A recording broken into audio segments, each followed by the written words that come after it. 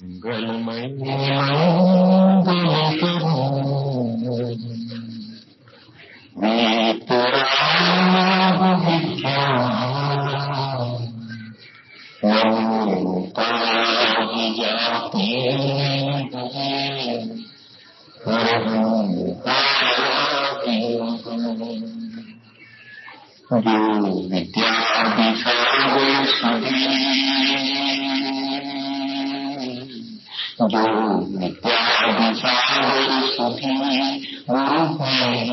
गुरुतेषु शुद्धात्मने निरत नित्यहितोपदेशु वेदान्तवृष्टिरिक्तमे जलवायु सनावि पूज्योते सतत केवल ज्ञान पावे पूज्योते सतत केवल ज्ञान पावे। बोलिए भगवान महावीर स्वामी की, आचार्य पूर्ण बंधु स्वामी की, आचार्य विद्या साधन की।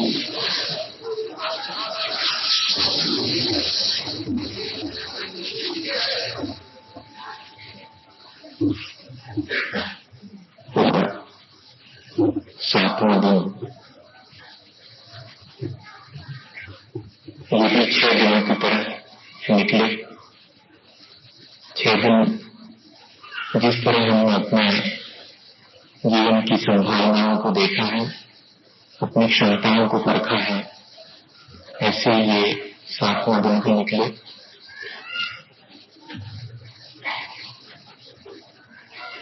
हमने शुरुआत की थी क्षमा से।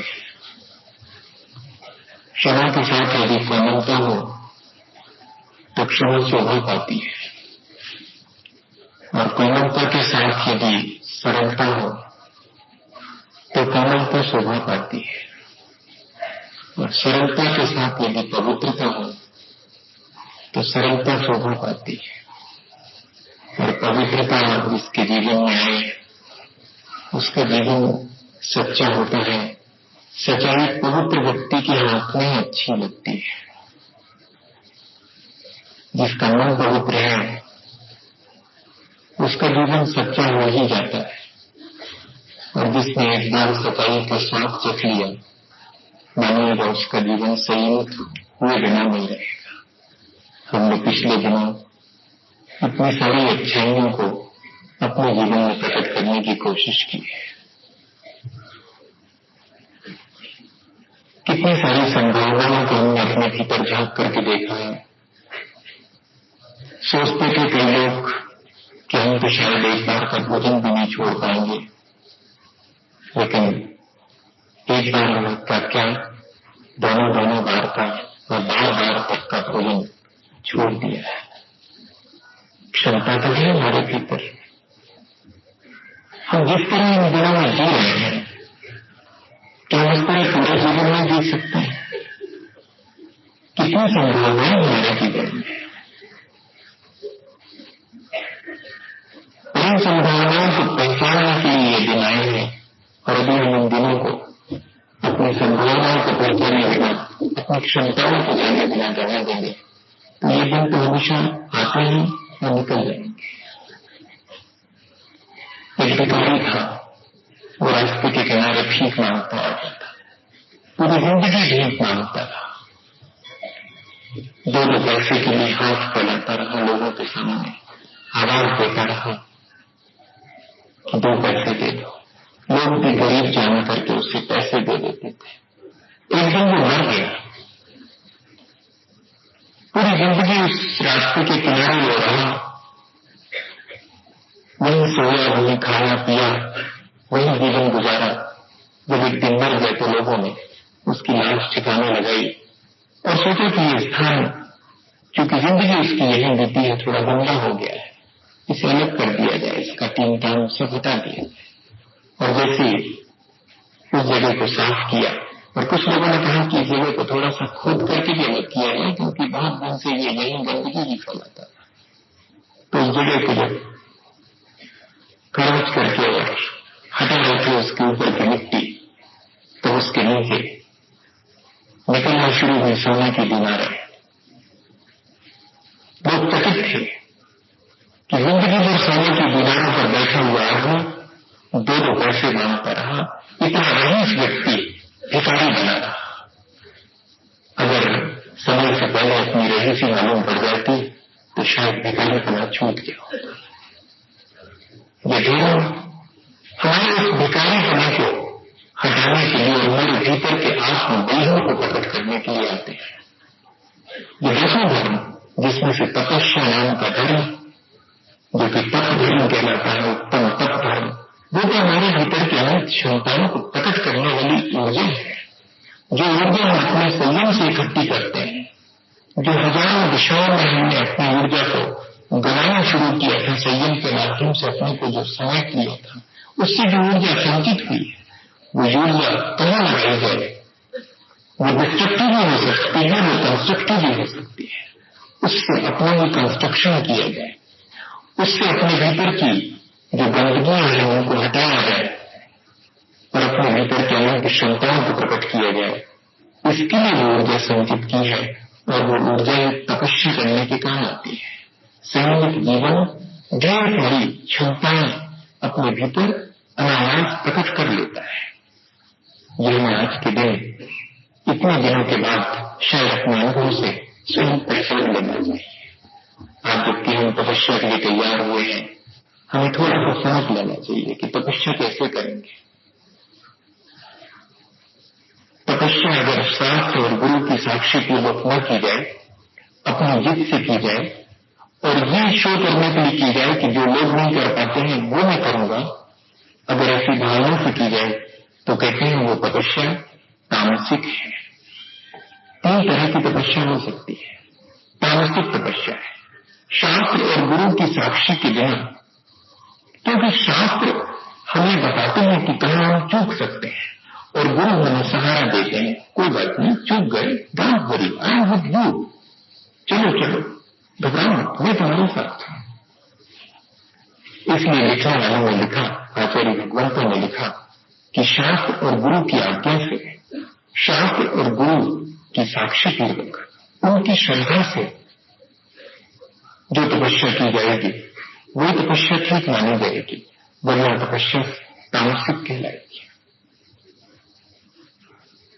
दूसरी बात, किसी मान सम्मान और सत्कार की भावना से अगर तपस्या की जाती है तो वो तपस्या राजसिक कहलाती है।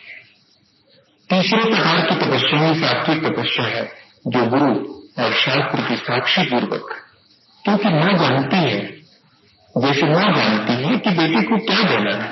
छोटा वाला बेटा तो जिद करता है कि वो जो बड़े वाले बेटे को तुमने रसगुल्ला दिया है वही हम भी लेंगे।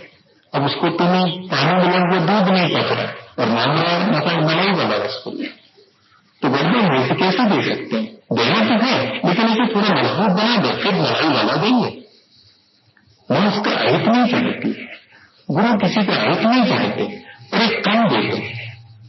वो बताते हैं कि तपस्या भी करना तो कैसे करना, कम से तपस्या को अंगीकार करना, ताकि तुम्हारी क्षमताएं अपने आप बढ़ती चली जाए और जैसे जैसे क्षमता बढ़ेगी, वैसे वैसे आत्मविश्वास बढ़ेगा, वैसे वैसे जीवन तपस्या की ओर अपने आप अग्रसित होता चला जाए। इसलिए शास्त्र और गुरु के द्वारा बताई गई विधि के द्वारा ही जो तपस्या की जाती, शास्त्र नक्शे की तरह है भैया और गुरु मां की तरह है, जो संभालते हैं कि इसे अभी तो पानी बिना दूध देना है और इसे मलाई का रसगुल्ला खिलाना है।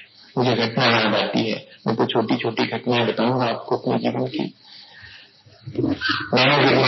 मैं पहले जाया करता था 77-78 में, जब मैंने आचार्य ऋषि के चरणों में अपने को समर्पित नहीं किया था, तो कुल 3 साधु थे,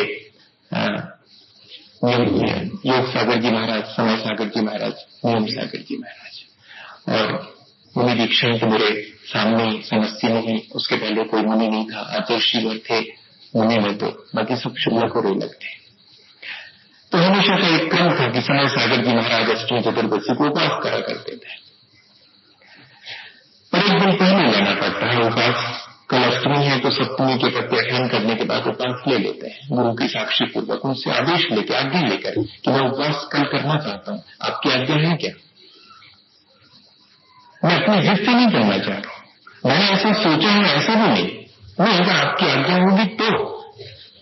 ये शास्त्र और गुरु की विनय के पूर्वक, और जो अहंकार बस ले लेता है उसको हम तपस्या में शामिल तो करते हैं, पर वो राजसिक और तामसिक तपस्या कहलाती, वो तो अपन कई बार करी है ऐसी तपस्या। तो समय सागर जी महाराज ने आचार्य श्री से निवेदन किया कि कल अष्टमी है, मैं उपवास की आज्ञा हुआ तो कर लूं? नहीं, ऊनोदर कर लो। ऊनोदर भी एक तप है, अपनी भोजन की इच्छा से कम भोजन खाना। ऊनोदर उपवास से ज्यादा कठिन तप है, और ऊनोदर से ज्यादा कठिन वृत्ति परिसंख्यान है, वृत्ति परिसंख्यान से ज्यादा कठिन रस परित्याग है, रस परित्याग से ज्यादा कठिन विरिक्त संयासन है, विरिक्त संयासन से ज्यादा कठिन कायोत्सर्ग में पूरे दिन भर गुजार देना बहुत ज्यादा कठिन है। इसलिए कम से तब कठिन है, उपवास बहुत आसान सी चीज है। तो कहा कि तुम ऊनोदर तप करो। ऊनोदर तप भी दो तरह का होता है। अंजलि फैलाई, जो पहला ग्रास दे दिया वही ग्रहण किया और वापिस लौट आए, एक ग्रास ग्रहण करना। पूरी तेजी पर है क्षुधा वेदनी, शुद्धि करके गए हैं, मन पूरा बना के गए हैं, भोजन करना है, और बिल्कुल ऐसा होगा जैसे कि गर्म तवे पर एक बूंद डाली तो छन्न हो गया, ऐसा मामला होता है। ये हम लोगों को पहले तपस्या कराई गई सन 81, 82, 80 में। उन तपस्याओं से गुजरने के बाद ही बहुत परीक्षा के बाद उन्हें दीक्षा दी जाती है, आसान नहीं है। पता नहीं कब कौन सी स्थिति आ जाएगी जीवन के अंत में, और भोजन की आकांक्षा होते हुए भी अगर भोजन शरीर ग्रहण नहीं कर रहा है तो उपवास कर सको, इसलिए साधना कर लो। एक अंजलि अकेले ले पाए हैं और उसी समय लगा कि अब तो प्राण निकलने को है तो छोड़ दिया। ये कब सीखोगे? ये पूरे जीवन सीखना पड़ेगा। हर तरह की स्थिति गुजर सकती, हो सकता है एक ग्रास ग्रहण किया है और अंतराय आ गया, क्या कर लोगे आप? इसलिए अपने आप पहले ये साधना करके देखो ना, ताकि फिर संक्लेश न हो, ताकि मन में कोई आतंक न हो, क्योंकि तपस्या सारी निराकुल होने के लिए। तो उनसे कह दिया कि ऊनोदर तप कर लो, और एक ऊनोदर तप में आपसे कह रहा था वो भी होता है जबकि पूरा भोजन तो कर लिया, सोचते थे कि एक अंजलि एक ग्रास और ले लेंगे तो जरा शक्ति हो जाएगी, वो एक ग्रास छोड़ दिया, बस पूरा भोजन कर लिया है, लेकिन अतृप्ति है, एक ग्रास और लेंगे तो पूरा होगा। आप जीवन में अनुभव करते होंगे कि बस ये थोड़ा सा और खा लें तो फिर पेट भरा हुआ, जबकि भर गया है पूरा, पर वो एक थोड़ा सा और खा लेंगे तो पेट भरा हुआ लगे, वो एक ग्रास छोड़ दिया। ये जगह ऊनोदर है, लेकिन ये भी ऊनोदर तप है। अपनी आकांक्षा को 1% भी आपने कम किया है या 99% कम किया है, दोनों ऊनोदर तप है। उनको ऊनोदर तप दे दिया। वे हमेशा उपवास करते थे। बाकी महाराज जी को लगा कि आज तो आचार्य उपवास दे नहीं रहे हैं, तो उपवास काय को मांगे उनसे, अब जब वो दे नहीं रहे हैं तो नियम सागर जी महाराज हमेशा ऊनोदर करा करते थे। तो जैसे उनका नंबर आया, उन्होंने कहा कि मैं ऊनोदर कर लूं, तुम उपवास कर लो। उस क्षण तो मैं नहीं समझ पाया। बाद को मैंने आचार्य से पूछा कि आपने ऐसा क्यों किया? जिनके उपवास करने की भावना थी, बिल्कुल आहार लेने की भावना नहीं थी, उनको आपने कहा कि लेकर के आओ, और जिनको थोड़े से आहार लेने की इच्छा थी कि थोड़ा सा ले लूंगा, उनके लिए आपने पूरे आहार का त्याग करवा दिया। दोनों चीज एक साथ हैं कि मां जानती है, आचार्य जानते हैं कि इसे सारी तपस्याओं में निष्णात करना है।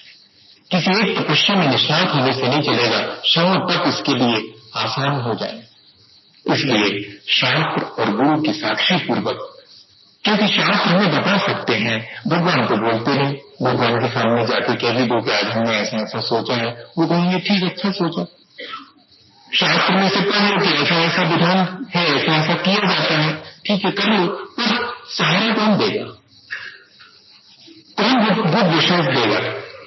कौन कहेगा कि डोंट रिलाई विद यू, डरना मत, मैं साथ हूं, मैं इस तपस्या से गुजर चुका हूं, जिस तपस्या से तुम गुजर गए, मैं समान हूँ। अगर कहीं तुम थोड़ा सा चूक जाओगे तो मैं समान हूँ, और पूरे गिर जाओगे तब भी कोई कुछ नहीं कहने वाला। कल फिर करेंगे तुम, गिर गए कोई बात नहीं, जो चलता है वो नहीं गिरता है। बैठा बैठा आदमी कहे कि मैं तो कभी गिरा ही नहीं, वो तो कह सकता है। चलने वाला तो प्रतिक्षण गिरने के लिए मजबूर है चलने वाला, इसलिए कोई संभालने वाला भी चाहिए। तब कहते हैं कि जो शास्त्र विधि के अनुसार और गुरु की साक्षी पूर्वक तप किया जाता है, वही तप सात्विक कहलाता है। और बहुत सोच विचारों में पड़ करके तप नहीं करना, बहुत सोच सोच के नहीं किया जा सकता, श्रद्धा से किया जाता है। और श्रद्धा में सोच वोच बांध बूंद करके किसी के चरणों में डाल दिया जाता है कि मैं नहीं सोचूंगा, सोच चुका पूरी जिंदगी। पाप करने के लिए सोचना, धर्म करने के लिए क्या सोचना, बस करना। और करना तो किसी के चरणों में अपने मन और बुद्धि को डाल करके करना। ज्यादा समझदारी कई बार हमको मुश्किल में डाल देती है। भैया चलने के लिए कितना सोचना, इतने की चलना है कि नहीं चलना, बस और क्या।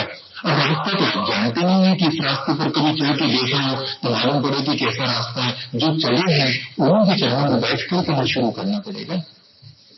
इसलिए खुद ज्यादा सोचने की आवश्यकता नहीं है।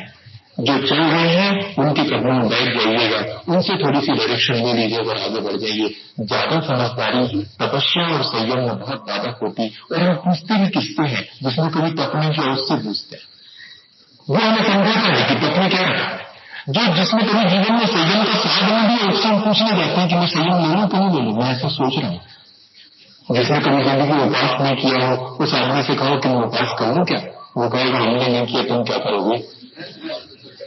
अगर तुम करोगे तो हमसे आगे नहीं बढ़ोगे, तब तो बहुत मुश्किल होगी।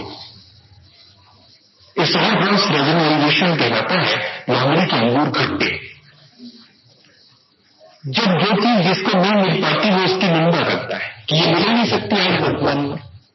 आज कोई मुनि होता तो हम नहीं जाते थे, मुनि हो नहीं सकता तो पैदे वाले फैसले तो हुए नहीं। कितना आसान है कहना। रेजनलाइजेशन ये कहलाती साइकोलॉजी में कि जब लोमड़ी गई थी अपनी सहेलियों से कह के अंगूर खाने जा रहे हैं और जब वापस भूखी लौटी थी जब सहेलियों ने कहा कि क्या अंगूर मिले, उन्हें सब बेकार बाहर खट्टे कोई काम की नहीं। जबकि वहां अगर देखते तो बहुत कोशिश करी पूछा था उनकी गिरे अपना नहीं बड़ा वापस वो रखते हैं और तेरे कुछ नहीं है, नहीं करते हैं। खुद नहीं बनता है तब हम उस चीज को रिफ्यूज कर देते हैं कि वो काम की चीज नहीं है। इसलिए ऐसे व्यक्ति से नहीं पूछना जो तपस्या और संयम से न गुजरे। किसी संयमी और तपस्वी व्यक्ति से पूछना कि क्या मैं तपस्या कर सकता हूं। और इसमें अपनी समझदारी ज्यादा मत लगानी। मुझे समझदारी की बात जब आती है तब एक ध्यान आ जाता। मैंने शायद ऊपर बैठे कभी सुनाया था, थोड़े लोगों को सुनाया था, शायद ज्यादा लोगों ने नहीं सुना, या पहले महाराज जी वगैरह ने सुनाया हो आपको, फिर से सुन दीजिए। है बहुत मजेदार चीज। एक व्यक्ति बहुत समझदार था और हर चीज सोच समझ के किया करता था। तो एक बार जो है उसको सेना में भर्ती कर दिया गया। वो सेना में भर्ती हुआ, बहुत सोच के काम करता था। जब उन्होंने आदेश दिया कमांडर ने कि बाएं मुड़ो तो वो खड़ा रहा, बाकी पूरी फौज बाएं मुड़ गई। उसके पास जाके कमांडर ने कहा कि तुम बाएं क्यों नहीं मुड़े। बोले मैं सोच रहा था कि बाएं मुड़ने का मकसद क्या है, अगर मुड़ गया तो उसके बेनिफिट्स क्या है। मैं मुड़ने का तो बिल्कुल तैयार हूं, इसमें कौन सी बड़ी बात है, बाएं मुड़ना झट से मुड़ जाता हूं, लेकिन मैं पहले सोचूंगा कि बाएं मुड़ने का उद्देश्य क्या है, बाएं मुड़ने से लाभ क्या है। उन्होंने कहा कि तुम्हारा काम लेने को आने से बाहर, उसको बाहर निकाल दिया। अब उसका जो मित्र था जो उसको लेके आया था उसने कहा कि इसको कुछ तो मिलना चाहिए काम, थोड़ा सा कृपा करके कुछ काम दे दो। उन्हें लगा इसको शायद मैथ में कुछ काम करे, जो रसोई घर है उसमें कुछ काम मिल जाए। तो रसोई घर में ले गया उसको, तो सोचा कि बुद्धिमान तो है और थोड़ा ज्यादा बुद्धिमान हो गया, आपका चपच हो जाता। कई बार तो बुद्धि का भी बहुत मुश्किल है। बाकी चीज का अपच हो जाए तो एक टैबलेट है, लेकिन बुद्धि का अपच हो जाए तो एक ही टैबलेट है, श्रद्धा की टैबलेट। श्रद्धा की टैबलेट बुद्धि के अपच को दूर कर देती। तो जाकर के उसको कहा कि ऐसा करो कि मटर फली रखी हुई है इनको छीन ना दो, और ऐसा करना जो बड़ी बड़ी मटर है उनको एक तरफ रख देना, जो छोटी छोटी मटर है उनको एक तरफ रख देना, बस इतना सा काम है, इसमें क्या है। तो उसने कहा ठीक हो जाएगा। वो बैठ गया। वो घंटे भर बाद जब कमान से लौट के आए तो मटर फली जो कितना रखी, जनाब ने शुरू नहीं किया। बोले भाई शुरू करो, उन्होंने अभी तक छीनी नहीं। बोले साहब मैं ये सोच रहा था कि बड़ी वाली तो इस तरफ रखूंगा और छोटी इस तरफ रखूंगा, लेकिन जो मजबूत वाली है वो कहाँ रखूंगा, ये डिसाइड होगा। जो बीच वाली होगी उनको कहाँ रखनी है डिसाइड होगा, तब तो शुरू करने के शुरू कर लिया और फिर मैं बीच वाली का हाथ में कर देती। इतनी ज्यादा समझदारी की आवश्यकता नहीं। तपस्या के लिए किसी के चरण में अपने को समर्पित करने पर ही तपस्या शुरू होती है। तो तपस्या 3 तरह की होती है, बहुत आसान सी चीज है, ज्यादा कठिन नहीं। एक तो शरीर की तपस्या है, एक वाणी की तपस्या है और एक मन की तपस्या है। हमको बहुत प्रैक्टिकेबल है, बिल्कुल घबराने जैसी चीज नहीं। मैंने आपको उपवास की बात कही, सबको मालूम है उपवास। उन्नगर की बात कही, थोड़ा कम खा लिया, हो गया। कई बार खा लेते हैं कम, पर तपस्या की तरह कम खा करके देखना।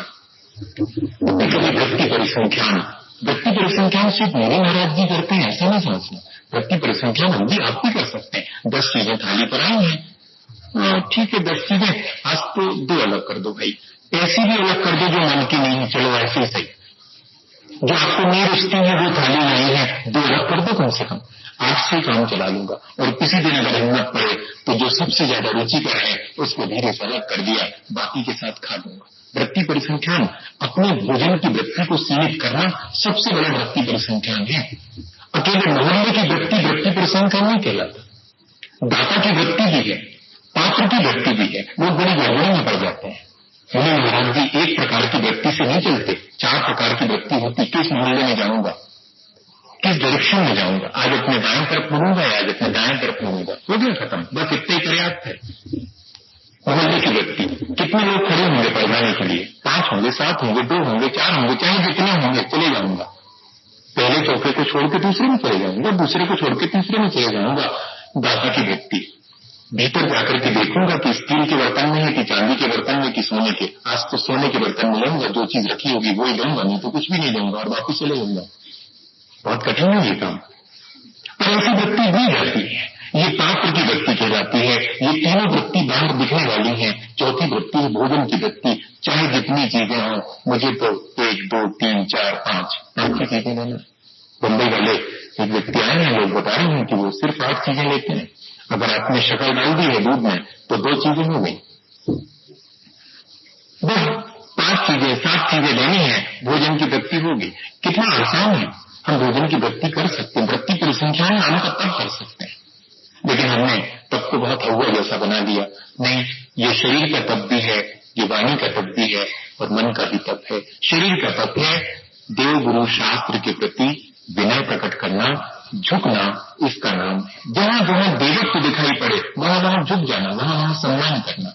जहां कोई गुरु दिखाई पड़े वहां पर उसके प्रति विनय प्रकट करना शरीर का तप है। आज तो शरीर का तप भी नहीं कर पा रहे हैं। माथा झुकाने में बहुत तकलीफ होती कि गर्दन इतनी अकड़ गई है कि टूट न जाए, फ्रैक्चर न हो जाए। शरीर का तप ही खो गया।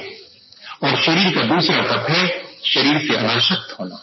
ये शरीर का तप है। थोड़ी देर के लिए सही, कितनी देर के लिए, 9 बार नमोकार मंत्र पढ़ा, उतनी देर के लिए मैं कायोत्सर्ग करता हूँ, मैं अपने शरीर के महत्व को त्यागता हूँ और 9 बार भगवान का स्मरण करता हूँ। हो गया, आपका शरीर का तप हो गया। कायोत्सर्ग नाम का तप है। पूरे दिन भर करो, 9 बार नमोकार से शुरू होता, पूरे दिन भर कायोत्सर्ग की प्रक्रिया वो तप नहीं महाराज करते हैं। आप इतना ही कर सकते हैं। अभी ग्राहक जो है दुकान पर आया नहीं है और कोई भी नहीं है, खाली 9 बार नमोकार कर लेते हैं। फट से जो है 9 बार नमोकार, शरीर का त्याग।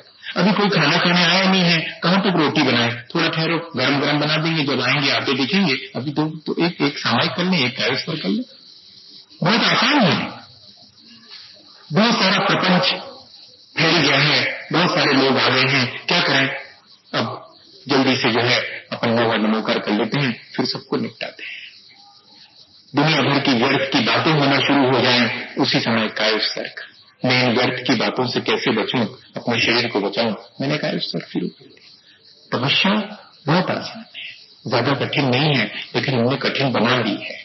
बाह्य तप तो आसान है, अंतरंग तप भी आसान है, वही वाणी का तप है। वाणी का तप क्या है? कहते हैं सूत्र वचन बोलना, आगम की बात बोलना, अनुवृत्ति भाषण।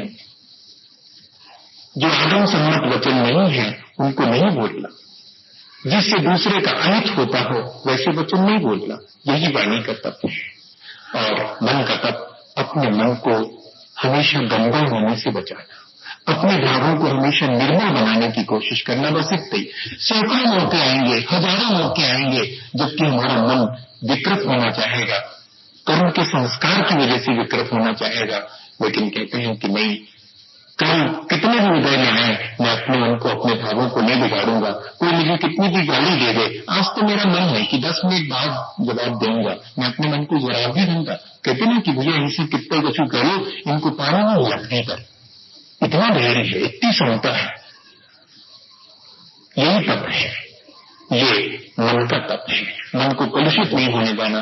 इच्छाएं मन को कलुषित करती है। इसलिए शायद लिखा है कि अगर इच्छाओं का निरोध कर दिया तो मेरा मन का तप हो गया। शुरुआत उसी मन के तप से होती है, लेकिन शरीर का तप भी बहुत जरूरी है। शरीर से झुकना, सच्चे देव गुरु शास्त्र जहां पर भी है वहां पर झुकना और अपने शरीर के प्रति अनासक्त रहना, वाणी हितकर बोलना और मन में विकार नहीं आने देना, यही तीनों तप है। इच्छाओं का निरोध करना।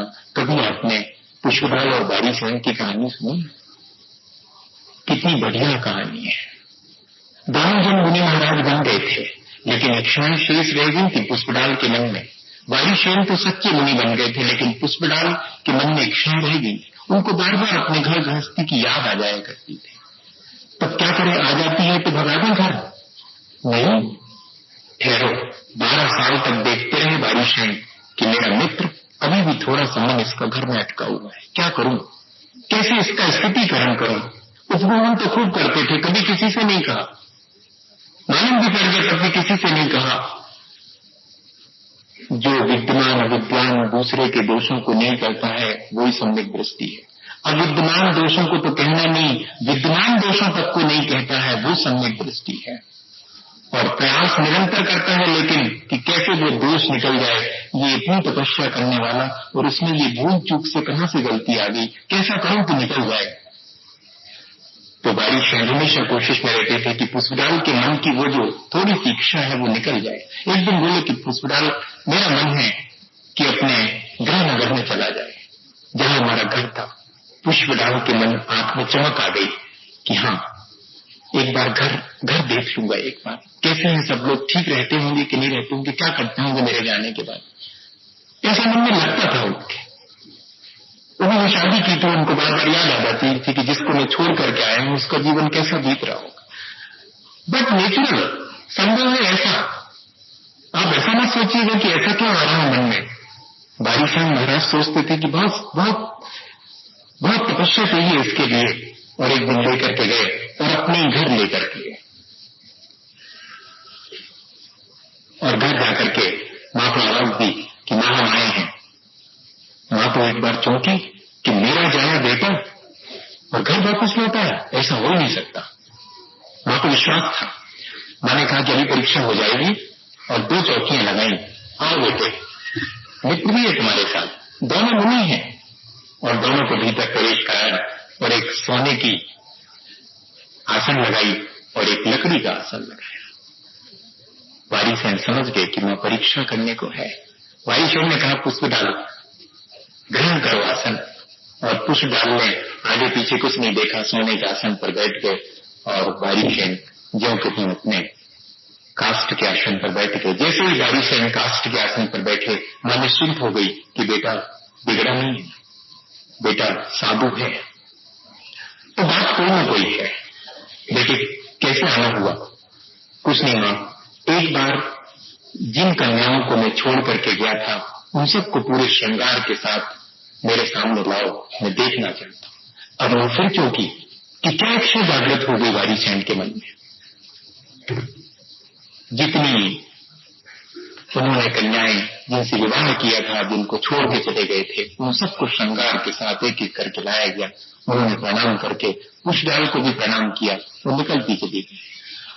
और इससे पहले की संख्या पूरी हो, धीरे से पुष्पलाल से बोले कि पुष्पलाल, चाहो तो ये पूरी संपत्ति, ये वैभव और जिन कन्याओं को मैंने छोड़ा वो तुम्हारी हो सकती हैं। मैं जाता हूं, तुम यही रहो। 12 वर्ष तक जो बात मन में डोलती रही, एक क्षण में कैसे निकल गई। पुष्पलाल भी उठ के खड़े हो गए कि तुमने मुझे ठीक पहचान लिया। मैं तो एक अपनी आंख फूटी हुई जीवन साथी को छोड़ के गया था, उसमें अटका रहा। इतनी सारी तुम छोड़ के गए थे, तुम ज्यादा नहीं अटके। अब मुझे फिर से दीक्षित करो, मैं फिर से दीक्षा लेके अब सच्चा तप करूंगा, अपनी इच्छाओं का निरोध करने वाला तप करूंगा। इच्छाएं मन में डोल जाती है, तपस्वी के मन में भी डोल सकती हैं, लेकिन तपस्वी तो वही है जो कि इच्छाओं को जीत ले। इच्छाएं रोज रोज होंगी, नई नई इच्छाएं होंगी, जो संस्कार हैं वो कहां जाएंगे। लेकिन इन इच्छाओं को रोकना, इसी का नाम तप है। हिसाब चुकता कर देने का नाम तप है भैया, और कोई बहुत बड़ी चीज नहीं। उधार लिया था, चुका दो। बड़ी तपस्या होती है इसमें।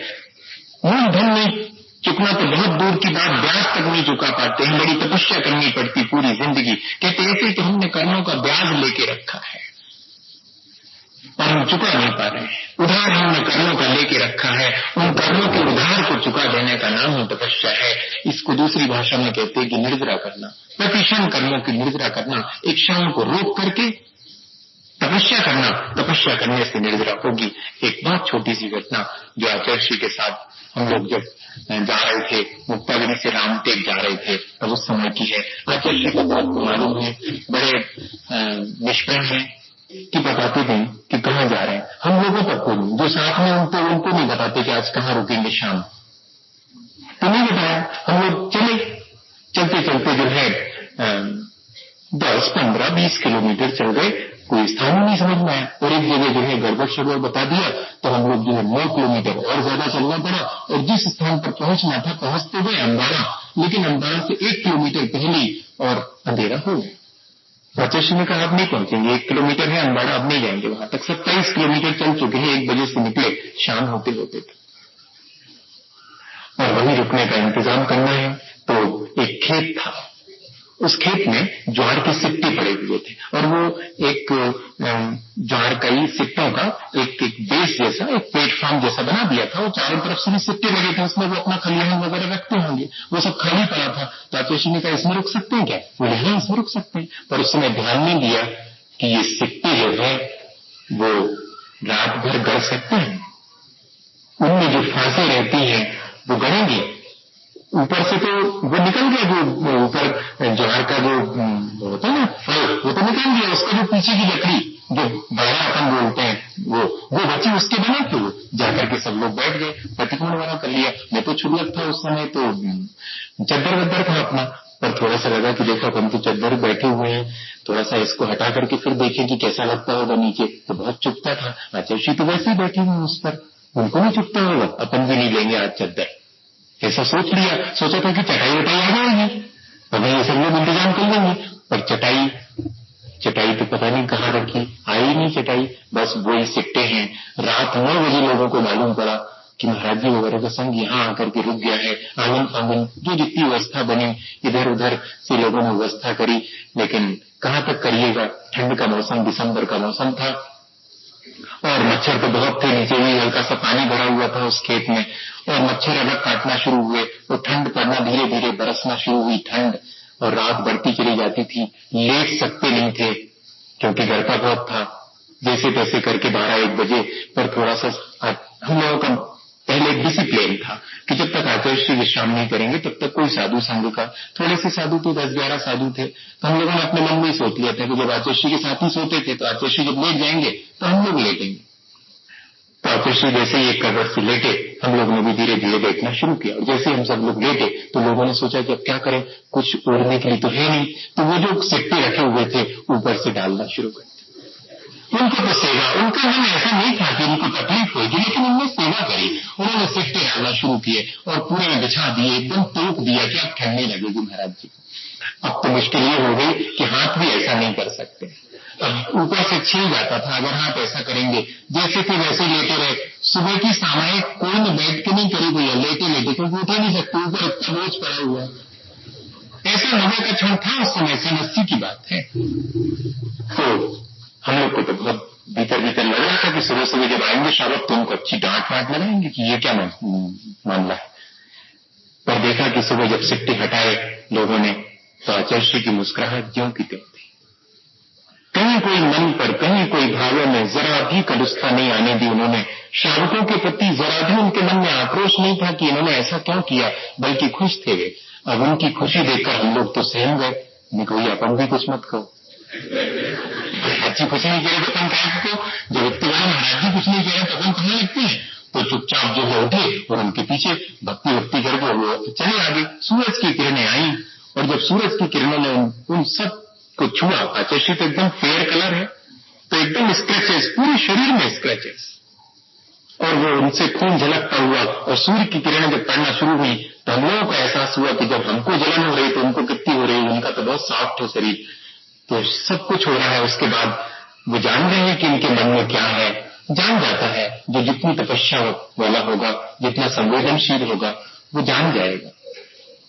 और वे जान गए कि इन सबको तकलीफ हो रही है। बोले क्यों, कैसा लगा, रात बहुत अच्छी गुजरी। तो हम लोगों ने कहा कि अब क्या कहें, आप भी हंस रहे, हम लोग भी हंसे कि हाँ बहुत अच्छी गुजरी। बोले देखो, उनकी बात देखना, देखो मन को खराब नहीं करना, ऐसे मौके बहुत कम आते हैं। देखो कर्म नेत्रा का ऐसा मौका कभी आ सकता है। ये कर्मों की निद्रा का मौका आया था। शावक ने हम पर उपकार करके हमको कर्मों की निद्रा करने के लिए ये मौका दिया था। और अगर हम अपने मन को कलुषित कर लेंगे तो और नए कर्म बांध लेंगे, और अगर समता भाव से इस उपसर्ग को या परिसर को सहन करेंगे तो हमारे कर्मों की निद्रा होगी। यही तो तपस्या है। ऐसे बहुत सारे उदाहरण, मैंने कोई उदाहरण वैसा नहीं सुनाया जो आज कमजोर नहीं है। मुझे तो जब जब याद आती है मुक्तागिरी की, कि जब आचार्य श्री हम लोगों को मूलाचार पढ़ाते थे और एक एक तपस्या, आज ऐसा करके आओ, कल ऐसा करके आना। और खुद उन्होंने, मैं उस समय नहीं था, सन 91-92 में 9 तक उपवास किए थे, निर्जल उपवास। और 10वें दिन क्या लिया था, मूंग की दाल का 2 अंगुली पानी, और वापस लौट आए थे। आज भी ऐसी तपस्या करने वाले साधक हैं, उनको देख करके अपनी आंखें तृप्त हो जाना चाहिए और अपना जीवन भी उस तपस्या की तरफ अग्रसर होना चाहिए, ऐसी भावना के साथ कि हम सब लोग बिना डरे और इस तपस्या को, जो भगवान के द्वारा कही गई तपस्या है, जो महान आत्माओं ने जिस तपस्या को करके और अपने को महान बनाया है, ऐसी तपस्या को सच्ची श्रद्धा के साथ अंगीकार करेंगे। ऐसी भावना के साथ पूरे आचार्य गुरु और विद्यासागर में